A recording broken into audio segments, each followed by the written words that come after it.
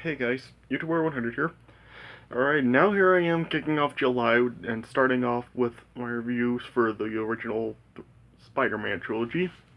Here I am with a review of Spider-Man. So, yeah, I really have always loved this movie. I mean, yeah, I really have loved like all three movies of the Spider-Man trilogy. I mean, yeah, just despite these Spider-Man movies, along with like the X-Men movies, especially like with the original trilogy, these movies really are the ones that really did make like superhero movies that, well, and at least like with Marvel characters, really start to make them like really like critically acclaimed and really taken seriously. Because yeah, before like these movies, like superhero movies really weren't taken that seriously, aside from like Superman the movie, and yeah, even like the first sequel and the two Tim Burton Batman movies. Yeah, but yeah, a lot of other ones really were not taken seriously. Like there was the dumb Captain America movie from like the 1980s or whenever it was. And you had like some other movies like Steel and The Phantom, and yeah, you just had a lot of really dumb superhero movies made. But yeah, with the start of like with the first X-Men movie, and then with this film, this really did start the trend of like the huge superhero movies that have been released like over the years since then. Like we've had these movies like we did have like, yeah, the Fantastic Four movies and Hulk were also like released then, which really weren't not too good, but I mean they still did like have still like featured like some big superhero characters, and yeah, and yeah, we did like see like after this there were like some trends of other Marvel characters getting their own movies and stuff. But yeah, really like the Spider-Man movies and the X-Men movies really were like the really two big franchises that really did like make the superhero movies from Marvel characters critically acclaimed. So yeah, these films really did start the trend of what we have today. And yes, Spider-Man, I really have always loved this film, and yet it is like a really good film. I mean, yeah, remember like seeing this in the theaters, I really did enjoy it, and yeah, I've watched it a lot over the years, and yeah, I still really do love it. Like, yeah, Spider-Man is just a really good film. Yeah, I mean, yeah, as a Spider-Man origin story, it is done really well. I mean, yeah, this was when it was like done for the first time before it was like done all over again with the first reboot film. So yeah, here it was still good to see. I mean, the cast is all like pretty good in this movie. There's of course Tobey Maguire as Peter Parker, Spider-Man. There's Willem Dafoe as the Green Goblin, Kirsten Dunst as Mary Jane, James Franco as Harry, Uncle Ben is played by Cliff Robertson, Aunt May by Rosemary Harris, and of course, like one of the best casting ever, J.K. Simmons as Jameson. Just yeah, everybody knows J.K. Simmons is just like he is just awesome in the role of Jameson. Like this is just like one of the irreplaceable roles in any movie. It's like you can no, like if Marvel wants to try to bring Jameson into any new Spider-Man films they have, they need to get J.K. Simmons back as Jameson because yeah, there's nobody else who can play this role. Yeah, yeah. Yeah, and yeah, we do have some other cast members in this movie, and yeah, the cast is all really good. Yeah, as I said before, Tobey Maguire, he is still like my favorite Spider-Man. Yeah, I would have said like I do think Tom Holland is the best Spider-Man when it comes to accuracy, but yeah, I really do like Tobey Maguire the best as Spider-Man just because like he is like much more superhero-like, and yeah, he's just like has like he's just like strong and powerful, which is how I feel Spider-Man should be. And yeah, he's really good in this film. Willem Dafoe, he does really good also as the Green Goblin. Nostalgia Critic kind of criticized Willem Dafoe by being like really over the top and really not be taken seriously, but that's one of the reasons that I really do enjoy Willem Dafoe. Like, he is really over the top and he's just really enjoyable in the role. I really do enjoy watching Willem Dafoe as the Green Goblin. Yeah. Yeah, and I'm probably gonna get some people that really think I'm kind of a nut job, but I actually do kind of like the connection with Peter and Mary Jane. Well, at least in this movie, like people have really like just said the relationship is terrible. Well, and yeah, it does kind of not it isn't really like very good in the other two films, but in this film I actually do like it. I think Tobey Maguire and Kirsten Dunst really do have some good chemistry together, and in this film with them really being just friends, I think that they do have a good connection with each other. Like when this film starts, you can see like Peter, he is kind of shy about really trying to talk to Mary Jane and stuff. But then like once he like gets his powers and stuff, like he then like starts to like talk to Mary Jane some more, and he does like it has shown like he really is like loves Mary Jane, but like by the end of this movie, he just like is saying that he can't actually be her boyfriend or anything because he's can't put her in danger also.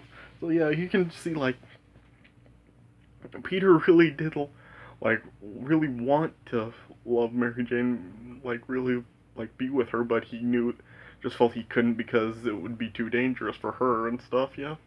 And yeah, James Franco, he's also really good as Harry in this film. Yeah, I definitely really do like Harry's character in these films. I mean, yeah, I really do like how like he like wants to his father to really love like really does want him to be a part of his life and stuff, but yeah, you can see like Norman, he's kind of just like he's more like into his work and stuff, and he really doesn't have a very good relationship with Harry. But yeah, at one point in this film, like Norman has just showing that he felt he should be a part of Harry's life more and stuff, and yeah, it's just like yeah, it does just show like Norman and Harry do kind of like don't have a very good relationship with each other simply because he's just like more obsessed with his work and stuff. So yeah, he does kind of have like the deadbeat dad stuff going, but yeah, it just does. Yeah, this movie just really tells the origin of Spider-Man really well, and it does like show like yeah, it just shows like it does have some drama, action, and just yeah, it is like a Spider-Man movie that is was done right. Yeah, it does like the Spider-Man movies overall have had like a really dramatic feel to them, but yeah, now with like Spider-Man: Homecoming being coming out, it looks like it could change, and yeah, it will have like more of like a edic like, feel to it, and it really won't be like a dramatic story anymore. And yeah, Spider-Man movies from now on, I guess we'll just kind of like have a Deadpool feel to them in a way. So yeah, I guess like they can change it up now. But yeah, this is still like a really good movie. I would give this 3.5 stars out of 4. I mean, I just really have loved this movie, and yeah, are still my favorite Spider-Man film series. And yeah, yeah, I just really do like these movies way, way more than the first reboot series. So yeah, just yeah, really good movie. All right, so yeah, I rambled on for several minutes. So yeah, let me just get right into it. So yeah, as the film opens, you do have like a really good score from Danny Elfman, and yeah, I guess like before like, one more thing I want to talk about in this is yeah, I guess like for the effects in this film, I guess like they're not horrible, but yeah, Nostalgia Critic has kind of said that the effects in this film were kind of off because the CG just makes it obvious that it's CG and like nothing is the effects aren't real at all, and the dialogue can get kind of hokey at some points with some of the lines in this film and stuff. So yeah, so it's kind of hokey but still enjoyable. All right. So, like I said, the movie opens just with like some spider imagery going on, and then it, as it ends, it just like is starting with Peter just narrating, like kind of just introducing himself off to people. Yeah. Sorry, like just gotta put this in real quick. Yeah. And it's just showing how Peter is just kind of like an outcast and a nerd, really, and nobody really talks to him. Like, the school bus, like, takes off without him on it and stuff. And yeah, Peter's really just like a real outcast and really doesn't have really any friends except for Harry. Yeah. And as, like, he's on a school field trip to a genetic laboratory, or like, they're given like a tour of like some spiders, and they eventually like come across some genetically designed super spiders, and apparently like one was missing from the cage or something, and it was showing like the spider was like up on one of the walls and stuff. And then as Peter was like just trying to talk to Mary Jane somehow, just taking her pictures, then like the spider just came crawling down on Peter's hand and eventually bit him. Yeah. And then it was just showing like Peter was then just like starting to kind of not feel very good, and then he just ended up like crashing on his bedroom floor or falling asleep. Yeah. And apparently, like at Oscorp, Norman is kind of like under some pressure from a army general because there was like a failed test experiment to like a failed test to show that their experiments work and stuff, and so the general gave him like a couple of weeks to prove that they can and actually you develop their working experiment with their like performance enhancing serum or stuff, or else he wouldn't like grant them their contract to Quest, and then that would possibly bankrupt them. So then that night, Norman just wanted to use the performance enhancing chemical, which was really unstable, and he just tried testing that out on himself. And then his assistant, Dr. Strom, was conducting the experiment, and it seemed to be working at first, but then it just ended up going wrong, and then Norman just was like ending up convulsing in the chamber, and then he just like ended up passing out in flatline, and as Dr. Strom then tried reviving him, he then eventually then woke back up, and but then he just ended up killing Dr. Strom. And then the next morning, Peter then woke up and he was feeling better, and it was showing that he no longer needed his glasses, and he also saw that he was like was more muscular now. Yeah. And then like at the Norman's home, Harry just saw him passed out on the floor, and then like I don't know if like Norman had no recollection of what did happen the previous night, or if he was just like trying to keep it a secret or something. He was just like telling Harry he didn't remember, but it very briefly showed like a recap, like for like maybe half a second of the experiment going wrong. Yeah. And then Norman then like got the word that Dr. Strom was dead, and also like Oscorp's glider and test flight suit had also been stolen. Yeah.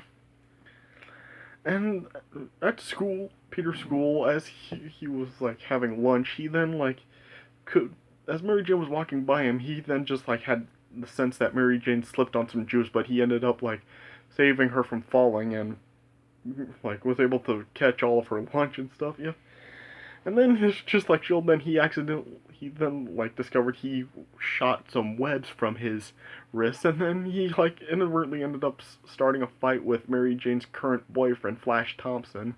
But then Peter like just ended up then as Flash was trying to punch Peter then just ended up like blasting Flash back with one punch. And then Peter just ended up bolting, and then he then like saw in his fingers that metal hairs were then growing, and then he was able to climb walls. Then he then was then trying to swing on the webs he was able to shoot.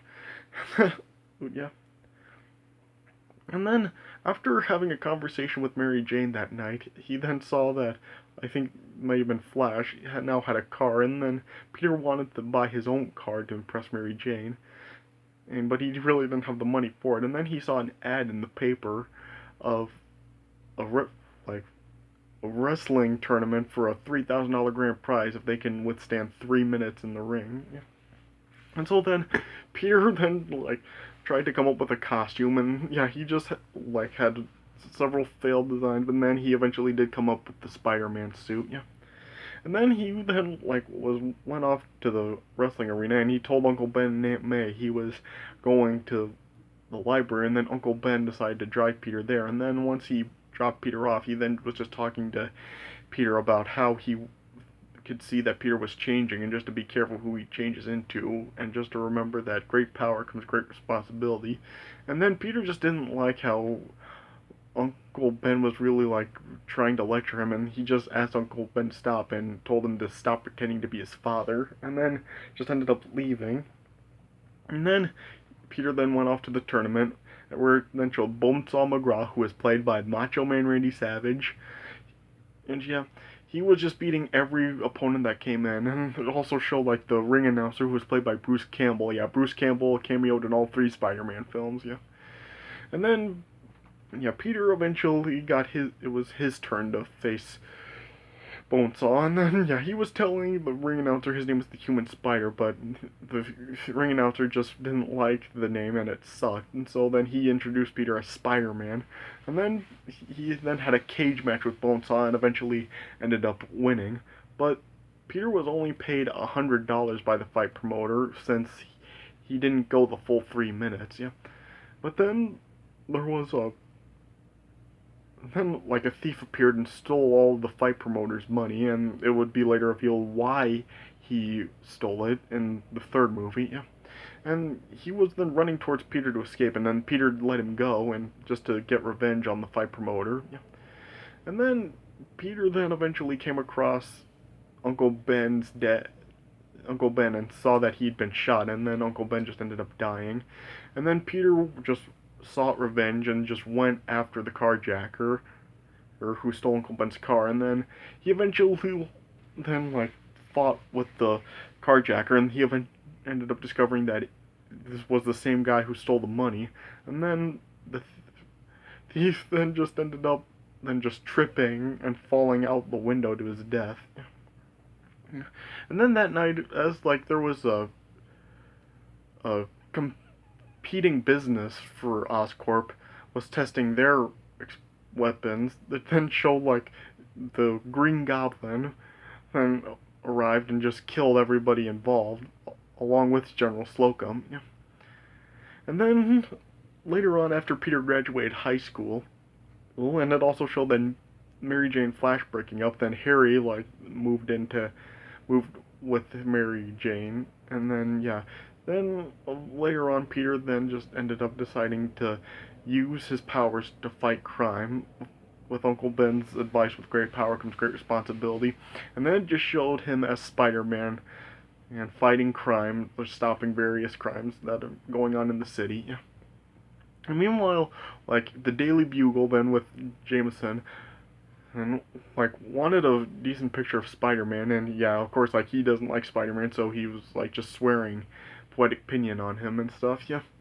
And he just wanted an ad to be up for a photographer for Spider-Man to get a good photo of him. And eventually, then like Peter saw the ad, and then he took pictures of himself as Spider-Man, and then yeah, Jameson then hired Peter on, and then during like a Oscorp board meeting, the board just told Norman that they were selling Oscorp, and then like during the Oscorp's Unity Festival, then it then showed the Green Goblin arriving and causing a wreck, and then he eventually ended up killing the board members.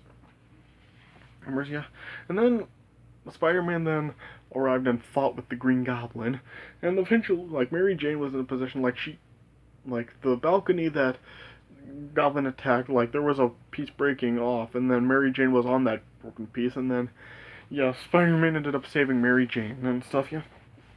And then yeah, Norman then just then was like talking with his reflection that had the personality of the Green Goblin, and just saying that only Spider-Man could stop them, but he could also join them.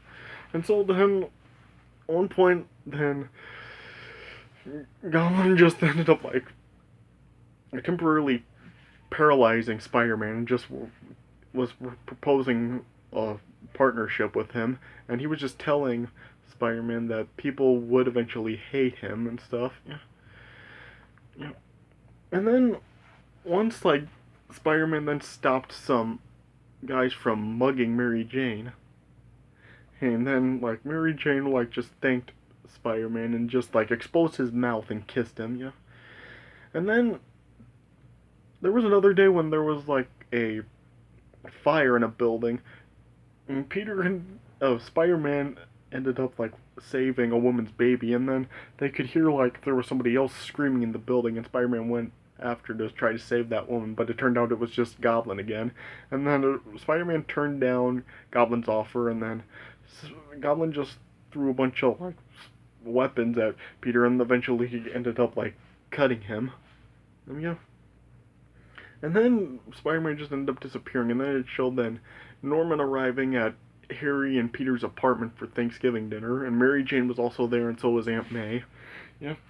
And then Peter eventually arrived also, and then they eventually Aunt May discovered Peter was bleeding from the arm, and Norman recognized the cut, and that's when he discovered Peter was Spider-Man. And then yeah, and then Norman then just ended up like leaving, and he was kind of like mocking Harry's affection for Mary Jane and stuff. Yeah. And then, yeah, Norman left, and then Mary Jane also left after she was hurt by what Norman said about her, and Harry not really defending her at all. And then, like, there was a point where, like, there was the goblin mask on one of Norman's chairs, and was just talking to Norman, saying that they've got to affect Peter's heart somehow, and then he, and yeah, he then, like, scared Aunt May, and then yeah, Aunt May was then just put in the hospital, and then yeah, after then like Mary Jane visited Peter and Aunt May at the hospital, and then yeah, she was, and Mary Jane was just like telling Peter that she's infatuated with Spider-Man since he saved her, and then yeah, and then Harry eventually arrived, and he also like interpreted that Mary Jane also did love Peter. And then and then yeah. Yeah, and then eventually like Aunt May was just talking to Peter and just saying that everyone else knows how much he cares about Mary Jane, and then that's when Peter like realized, because he figured out, and then he knew that Goblin would then go after Mary Jane since he now knew who Spider-Man was, yeah. And then it was been like showing that Mary Jane and was like just up on the Queensboro Bridge, and then there was also like a Roosevelt Island cart of children that Goblin took hostage, and then yeah, he basically just told Spider-Man to choose which one to save, and then he then dropped both the cart and Mary Jane, but Spider-Man ended up recovering both of them and saving them. Yeah. And then as Goblin tried to attack Spider-Man again, like a bunch of people on the bridge were just throwing a bunch of stuff at Goblin. Yeah. And then once Mary Jane and the cart got to safety, Goblin then attacked Spider-Man again, and he was just like beating the crap out of Spider-Man. And then he then just was telling Spider-Man that now that Spider-Man's really pissed Goblin off, he's gonna slowly kill Mary Jane. But then Peter eventually ended up overpowering Goblin, and then he ended up like pulling a huge brick wall onto Goblin, and then just beating the crap out of Goblin. And then that's when then Norman revealed who he was to Harry. I mean, to Peter. Yeah. And then yeah, Norman was just trying to tell Peter that he had no part in what was happening, and that Goblin was taking him over. And he was just like telling it to Peter to keep him distracted, because he was like remote piloting his glider to kill him. But then eventually then once the glider then was charging at Peter with the blades out, Peter then just like jumped up and flipped back, and then the glider then just ended up going and attacking Norman and just piercing his body. And then before Norman then died, he just told Peter, don't tell Harry about it, and then he ended up dying. And then as Peter was placing Norman's body just inside of his home, Harry then arrived and just saw what happened and to his father, and then that gave him the idea that Spider-Man killed his father. Yeah. And then at Norman's funeral, Harry just told Peter that he swears that Spider-Man will pay one day, and then he just told Peter that he's the only family Harry now has. Yeah. And then, as Peter was just standing over Uncle Ben's grave, Mary Jane was then just telling Peter that she was thinking about him as she was on the bridge and that she does love him. And Peter was just like narrating he wanted to say how much he loved her, but then he just actually did say that he just couldn't, and then he just told Mary Jane that he would always be there as a friend for her, and that was all he had to give. Yeah, and yeah, like I was saying earlier, he was just like doing this because he just felt he couldn't actually love Mary Jane and be with her because his enemies may find out who he is, and he didn't want to put Mary Jane in danger. And as Peter was walking off, he was just saying that he'll always remember the words, "With great power comes great responsibility," and that he's Spider-Man. And then it just ended with him swinging through the city as Spider-Man, and then yeah, it also ended with him like on an American flagpole, and then just swinging toward us. Yeah, this, and then it cut to black, and that's how it ended. So yeah, like, and yeah, sure, like him around the American flag to make up for like that thing in that teaser trailer with the twin towers. Yeah, if you've seen that, you know like why that was replaced by that, because yeah, this was like come like shortly after 9/11, so instead of the twin towers they put him with an American flag. So yeah, all right, but yeah, so like I said, yeah, movie ended that way. So like I said, 3.5 stars out of 4. I mean, I really do love this movie, and yeah, it is just really really good. And yeah, it's just yeah, definitely like really good movie, and yeah, really one of my favorite superhero movies, especially like pre MCU. Yeah, I really have always loved this movie, and yeah, it is really good. All right, so yeah, that does it for my review of Spider-Man. So I hope you guys enjoyed this review.